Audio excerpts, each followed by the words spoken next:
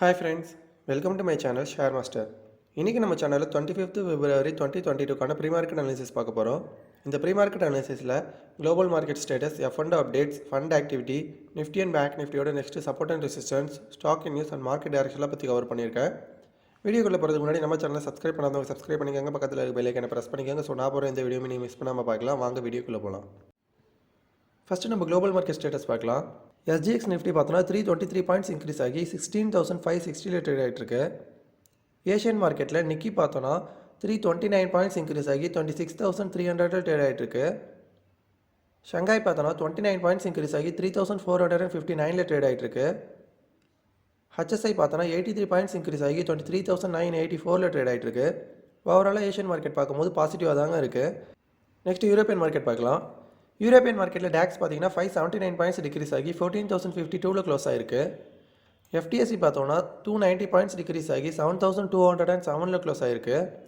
CSC பார்த்தீங்கன்னா 259 points degrees ஆகி 6,521 close ஆகிருக்கு. ஓவரால் யூரோப்பியன் மார்க்கெட் பார்க்கும்போது நெகட்டிவாக தாங்க இருக்குது. நெக்ஸ்ட்டு அமெரிக்கன் மார்க்கெட் பார்க்கலாம். அமெரிக்கன் மார்க்கெட்டில் டவ் ஜோன்ஸ் பார்த்தோன்னா 92 பாயிண்ட்ஸ் இன்க்ரீஸ் ஆகி 33,223 க்ளோஸ் ஆகிருக்கு. S&P 500 பார்த்தோன்னா 63 பாயிண்ட்ஸ் இன்க்ரீஸ் ஆகி 4,288 க்ளோஸ் ஆகிருக்கு. நஸ்டாக் பார்த்தோன்னா 436 பாயிண்ட்ஸ் இன்க்ரீஸ் ஆகி 13,473 க்ளோஸ் ஆகிருக்கு. ஓவரால் அமெரிக்கன் மார்க்கெட் பார்க்கும்போது பாசிட்டிவாக தாங்க இருக்குது. ஸோ குளோபல் மார்க்கெட் ஸ்டேட்டஸ் வச்சு பார்க்கும்போது நம்ம இந்தியன் மார்க்கெட் கண்டிப்பாக இன்றைக்கி ஒரு கேப் அப்பில் ஓப்பன் ஆகாதாங்க சான்சஸ் ரொம்ப அதிகமாக இருக்குது. இந்த டேட்டாவெலாம் நான் மார்னிங் 7 o'clock கலெக்ட் பண்ணியிருக்கேன். நெக்ஸ்ட் நம்ம FI and DI ஆக்டிவிட்டி பார்க்கலாம். லாஸ்ட் ட்ரேடிங் டேயில் FI பார்த்தோன்னா 6,448 crore செல் பண்ணியிருக்காங்க. டிஐ பார்த்தோன்னா 7,667 crore பை பண்ணியிருக்காங்க. ஸோ டோட்டலாக பார்க்கும்போது 1,219 crore FI and DI buy பண்ணியிருக்காங்க. நெக்ஸ்ட் நம்ம F&O பேன் பார்க்கலாம். கரண்ட்டாக பேனில் பார்த்தீங்கன்னா எந்த செக்யூரிட்டிஸுமே இல்லை. பாசிபிள் என்ட்ரன்ஸும் எதுவும் இல்லை, பாசிபிள் எக்ஸிட்ஸும் எதுவும் இல்லை. மார்க்கெட் வைடு பொசிஷன் லிமிட் பார்த்தோன்னா எந்த ஸ்டாக்ஸுமே 95% மேலே இல்லை.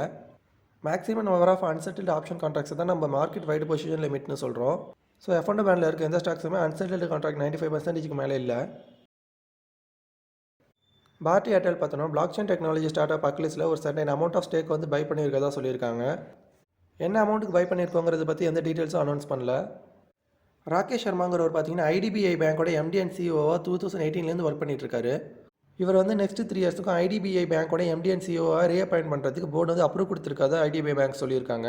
இண்டிகா பார்த்தீங்கன்னா ஆந்திராவில் இருக்க கடப்பாக்கும் சவுத் இந்தியாவில் இருக்க 5 சிட்டிஸ்க்கும் இடையில ஃப்ளைட் விட போகிறதா சொல்லியிருக்காங்க.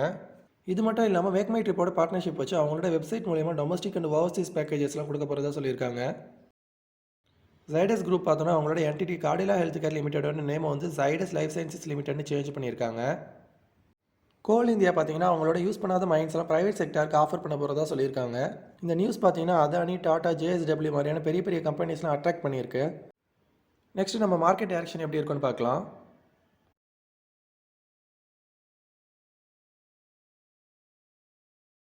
நிஃப்டி பார்த்தீங்கன்னா லாஸ்ட் ட்ரேடிங் டேல ஒரு பெரிய கேப் டவுனில் ஓப்பன் ஆகி 16,400ங்கிற இந்த இம்பார்ட்டன்ட் சப்போர்ட் லெவலில் பிரேக் பண்ணிட்டு 16,250 வந்து க்ளோஸ் ஆகிருக்கு. ரஷ்யா உக்ரைனுக்குள்ளே என்டர் ஆனோடனே மார்க்கெட் ஃபாஸ்ட்டாக ஃபால் ஆக ஸ்டார்ட் ஆகிடுச்சு.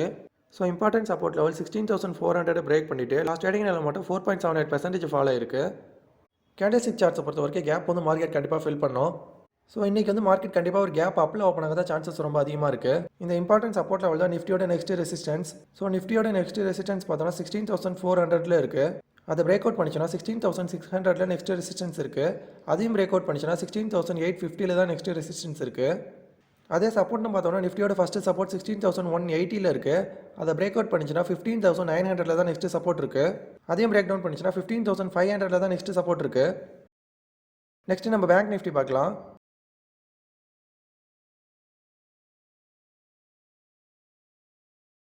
பேங்க் நிஃப்டி சேம் நிஃப்டி மாதிரியே ஒரு பெரிய கேப் டவுனில் ஓப்பன் ஆகி அரௌண்ட் 2,000 பாயிண்ட்ஸ் ஃபால் ஆகி 35,230 க்ளோஸ் ஆகிருக்கு.